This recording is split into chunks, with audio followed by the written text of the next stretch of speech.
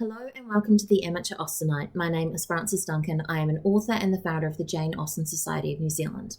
My co-host is my friend Sian. Good evening. And today we are discussing Chapter 29 of Mansfield Park by Jane Austen. The ball is over. William and Mr. Crawford and Edmund all leave. Fanny is sad about this. She tries to talk to Lady Bertram. Lady Bertram is no use. She has a much better talk with Mary and her sister.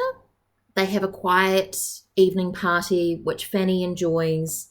But to Mary, this time is very painful, being alone. And then there is a week, and Edmund does not turn up. So she goes through the rain, potentially, to see Fanny to find out what's going on. Questions Fanny a lot and implies that perhaps Edmund is going to marry one of the Miss Owens. And Fanny thinks that he won't. We don't even see William or Mr. Crawford.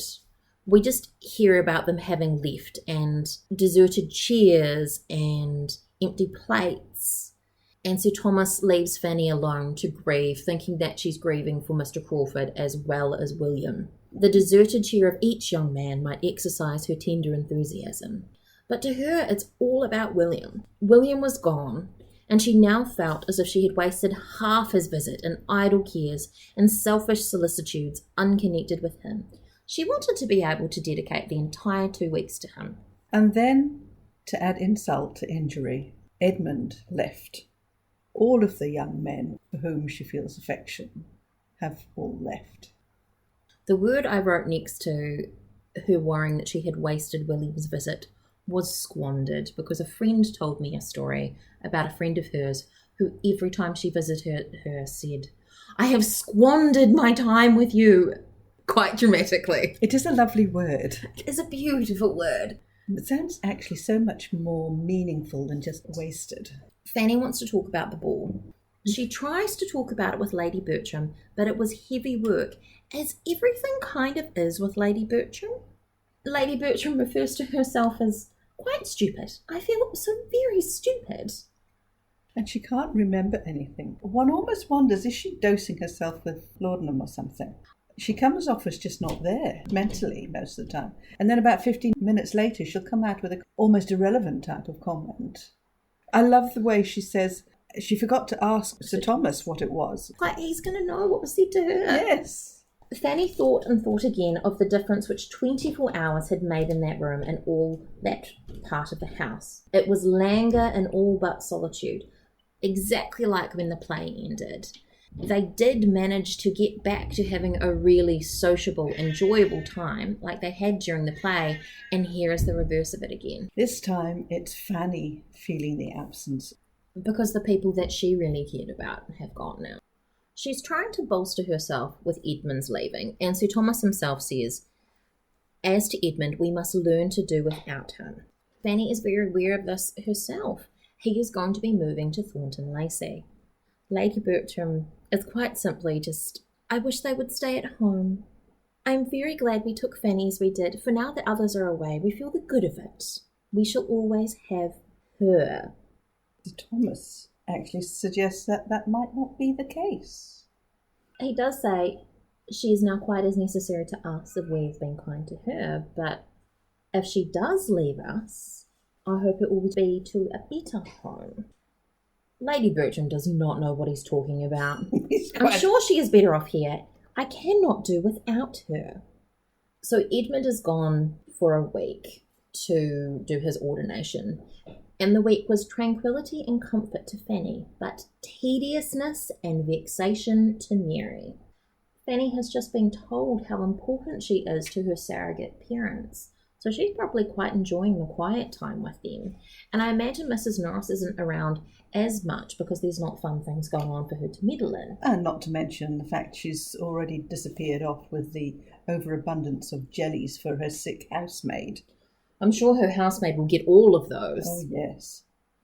Miss Crawford is angry with Edmund for adhering to his own notions and acting on them in defiance of her, but she wishes she had not spoken so warmly in their last conversation. This is really quite an interesting insight, this chapter, in terms of Mary's feelings for Edmund, because up till now they have felt rather superficial.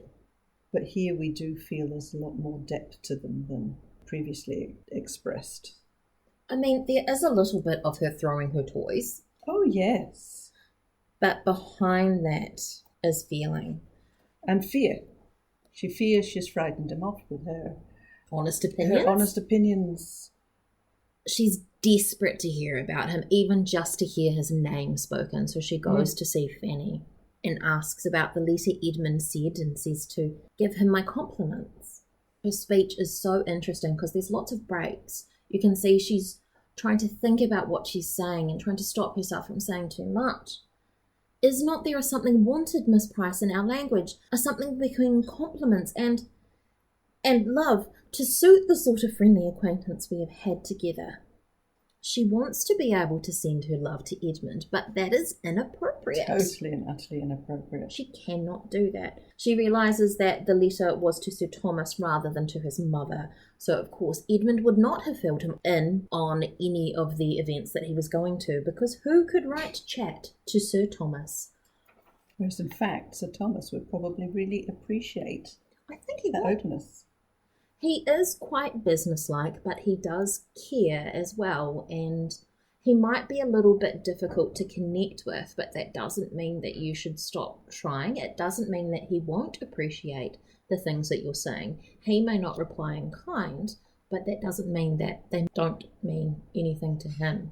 And again, it's the difference between a father relating to younger children and girls and those people of much more maturity. Edmund is staying with the Owens because Mr. Owen is going to be ordinated at the same time as him. And his 3 sisters. Oh, and Miss Crawford is jealous. Yes. Of the Miss Owens. She asks how many there are. Are they musical? And then goes into a ramble about musicality. And Fanny says, I know nothing of the Miss Owens. Perhaps the Miss Owens might like to marry him. It is everybody's duty to do as well for themselves as they can. He is now in their line. He's going to be a clergyman, like their father and their brother. They are all clergymen together. Oh, she is so fishing. He is their lawful property. He fairly belongs to them.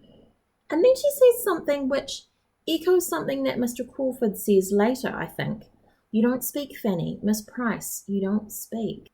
I'm sure Mr. Crawford has almost an identical line, trying to get her to say something, but also the slipping with her name. Because up till now, she was always Miss Price. But they start referring to her as Fanny, which is a very rude thing to do unless Fanny has said, you may call me by my first name. That's right. This is a quite painful conversation for Miss Crawford. She had hoped to hear some pleasant assurance of her power from one who she thought must know.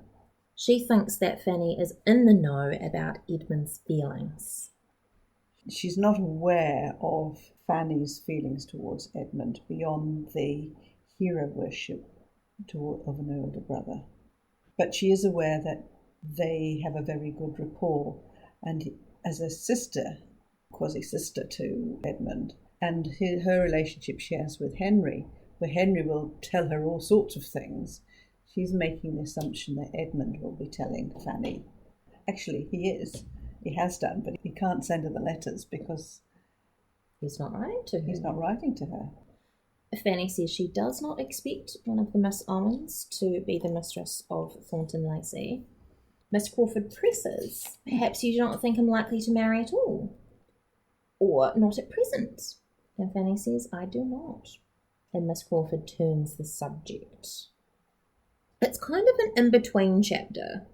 It does explore some of what's going on for Fanny and some of what's going on for Mary. There isn't action, but we get to know what they're feeling. A lot more honesty in Miss Crawford's conversation. She's suddenly realised she really does feel a lot more for him than she thought.